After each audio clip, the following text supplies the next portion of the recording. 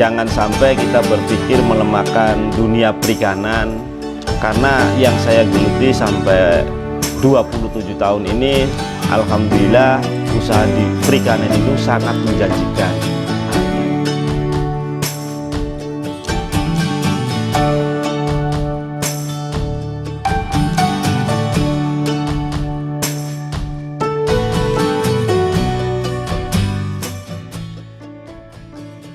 Perkenalkan diri saya, nama Kadir, dari Desa Wanantara, Kecamatan Sindang, Kabupaten Indramayu. Kami sedang menggeluti usaha budidaya ikan tawar jenis nila. Usaha saya ini semenjak tahun 93 sampai sekarang, ya kurang lebih 27 tahun menggeluti usaha ini. Ada beberapa hal yang perlu kita ceritakan tentang sejarah saya mengelola budidaya ikan tawar sejenis nila. Artinya sebetulnya tambak saya ini biasa dipola dengan air payo, khususnya di budidaya udang dan bandeng. Nah, sekarang saya coba mengaplikasikan dengan udang dan sejenis udang faname dengan nila. Nah, nila sekarang ini yang kita kelola dari semenjak awal menaruh bibit tersebut itu dari air salinitas 5 ke bawah. Nah, artinya nila tersebut ini kita bisa diaplikasikan ke air payo. Di antaranya air di salinitas di bawah 25. Artinya aplikasi tersebut ini kita berhasil nila tersebut ini bisa tumbuh dengan besar. Tambak yang saya kelola saat sekarang ini ada kurang lebih 10 hektaran, dan rata-rata per hektar ini kita tanamin jenis nila ini ukuran yang 7-8 cm per hektar 20.000. Nah, alhamdulillah dari 20.000 tersebut itu kita menghabiskan pakan kurang lebih 2 ton. Nah, dan tumbuh nila ini sampai panen parsial itu 70-75 hari.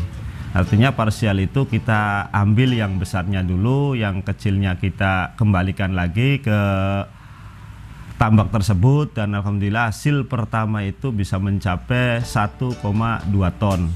Nah, ikan tersebut ini kita total sampai panen itu usia dari ukuran 7-8 cm sampai panen full.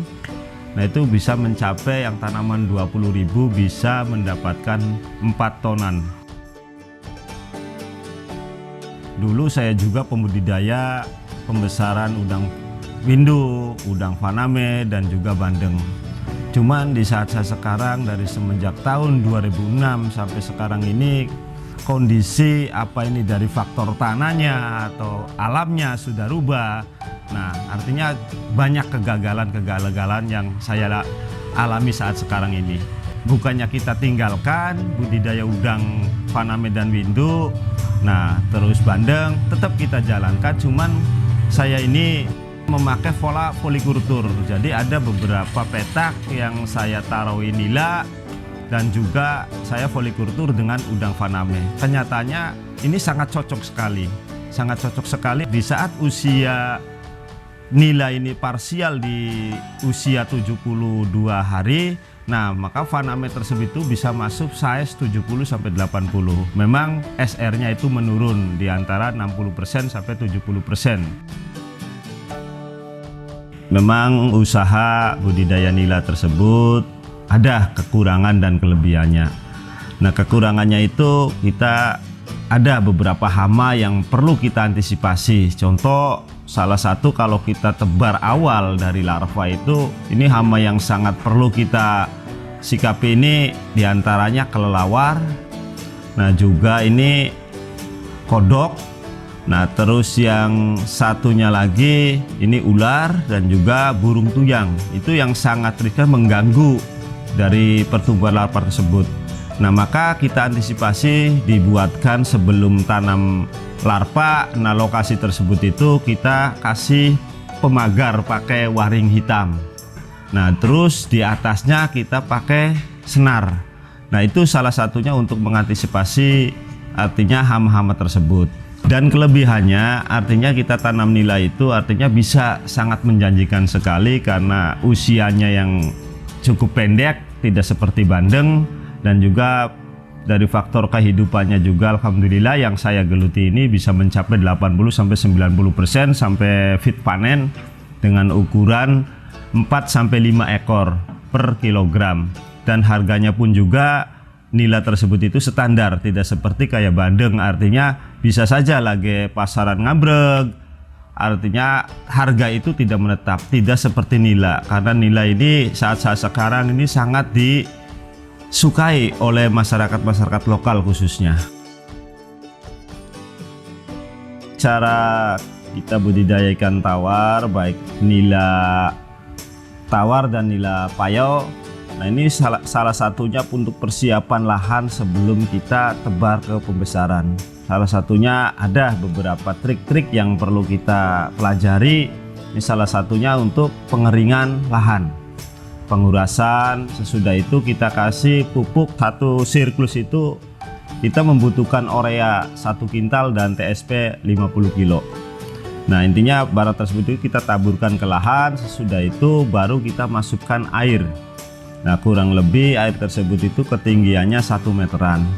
Nah, sesudah masuk air kurang lebih 1 minggu sampai 10 hari, nah baru kita masukkan osra yang ukuran 7-8 cm yang tadi itu kita beli larva dan kita besarkan di penampungan. Setelah ukuran 7-8 cm baru kita ke pembesaran yang tadi sudah lahannya kami persiapkan. Tentang pakan, nah tadi apa intinya bisa kita menggunakan pupuk baik urea maupun TSP. Nah, itu salah satunya untuk menumbuhkan pakan alami, artinya dangkal tersebut itu keluar. Kita taburi pupuk supaya tadi intinya menumbuhkan sejenis klekap.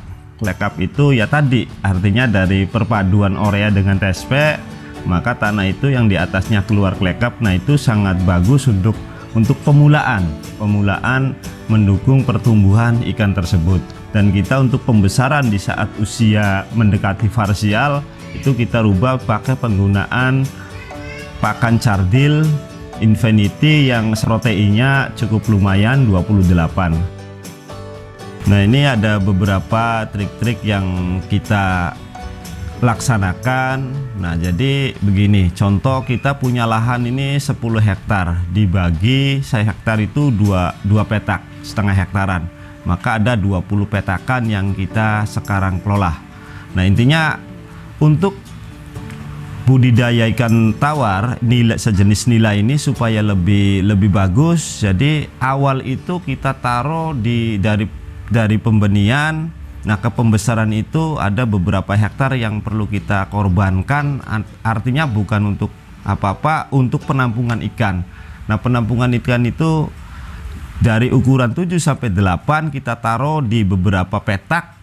Nah, kemudian di antara waktu kurun 1 bulan, nah baru kita ambil ikan tersebut dan kita bagi. Nah, tadi artinya fungsi dari pupuk tersebut itu untuk menumbuhkan seperti kayak klekap, kayak ganggeng, itu bisa untuk membantu untuk meringankan beban pakan. Nah, terus sesudah usia 72 hari, maka ikan tersebut kita farsial. Jadi yang tadi tanaman yang 2 hektar 20.000 itu kita ambil dulu yang besarnya. Kalau di usia 72 hari itu ada artinya beberapa persen yang perlu kita ambil. Jadi untuk pemerataan nilai yang tidak diambilnya. Mencoba lagi tentang parsial, alhamdulillah dari usia 72 hari itu tanaman 20.000 bisa dapat 1,4 ton.